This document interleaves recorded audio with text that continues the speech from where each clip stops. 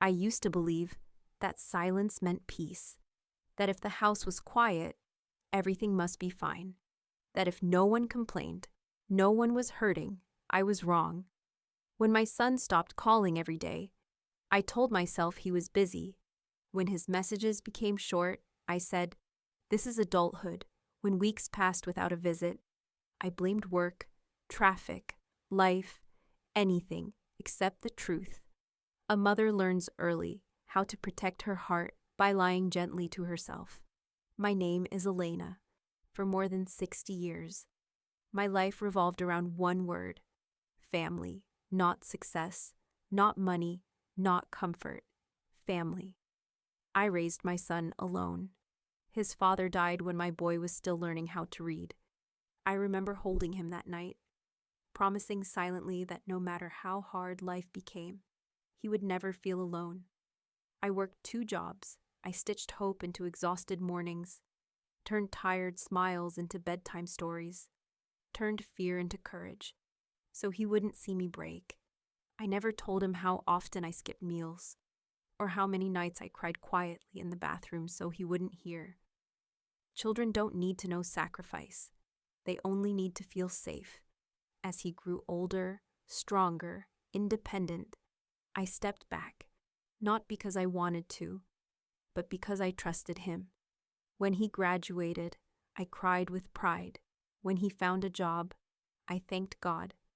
And when he told me he had fallen in love, I smiled the widest smile I had left.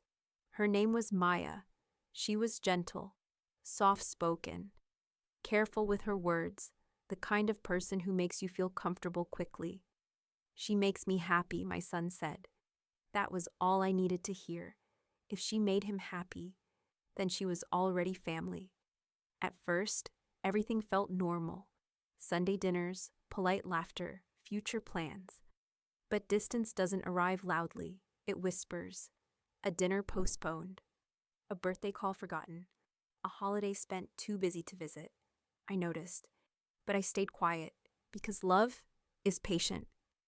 Then the request began. "Mom, we're short this month. Mom, rent went up. Mom, we just need a little help." I never hesitated. Money can always be replaced. Time cannot. Love felt priceless. When they decided to buy a house, I emptied my savings. Years of careful saving, gone. In a single signature. I didn't feel fear. I felt purpose. I told myself, this is my legacy, helping my son build something permanent. Once we settle, he promised, everything will feel normal again. I believed him. Then came the afternoon that changed everything. Maya arrived alone. No smile, no warmth. She sat stiffly on the couch, hands folded like she was holding something heavy. I offered tea. She declined. Her eyes avoided mine. I smiled gently, trying to lighten the air. "So, when is the wedding?" She froze. The room shrank. The clock felt louder. Then she laughed, soft, nervous. "Oh," she said, "we actually got married yesterday." Yesterday, the word echoed. Yesterday, while I was cooking dinner alone. Yesterday, while I was thinking about them. Yesterday, without me. My smile stayed in place. Years of practice. "Yesterday," I repeated softly. She nodded. It was small, very private. Only special people. Special people. I congratulated her. I hugged her. I even laughed. But when the door closed behind her, the silence screamed. That night, I opened my phone. Social media filled the screen. Flowers, candles, white lights, my son, standing tall beside her. Friends, relatives, even neighbors.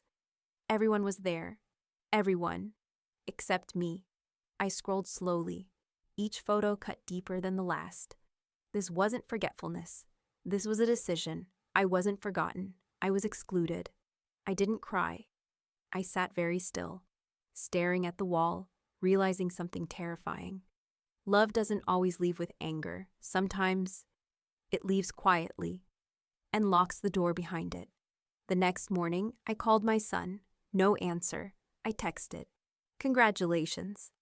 Hours passed. Finally, a reply. Thanks, Mom. Hope you're okay. That was it. No apology, no explanation. When I asked why I wasn't invited, his voice was calm, rehearsed. It was complicated. You wouldn't understand. We didn't want stress. Stress. I was stress. I ended the call politely, my voice steady. But something shifted inside me. For the first time in my life, I asked myself a question that felt dangerous. What if my love was never valued, only used? The messages continued. Wedding costs went over. We need furniture. Things are tight right now. I stared at the screen. The wedding I paid for, the house I funded, the life I wasn't part of. That night, I chose one word. No. The silence afterward was louder than any argument. Days later, Maya showed up unannounced. She didn't sit. You're being unfair, she said. We're family. Family, I smiled sadly. Family doesn't hide weddings, I replied. Her expression changed, cold. We didn't owe you an invitation. That sentence, not the wedding, not the photos. That sentence broke the illusion. I finally understood. I had confused generosity with love. Weeks later, a letter arrived. Legal language, cold words. They questioned my mental health, suggested control, guardianship. I held the paper with shaking hands. That night, I cried. Not from fear, from betrayal so deep it felt physical. The next morning, I chose myself.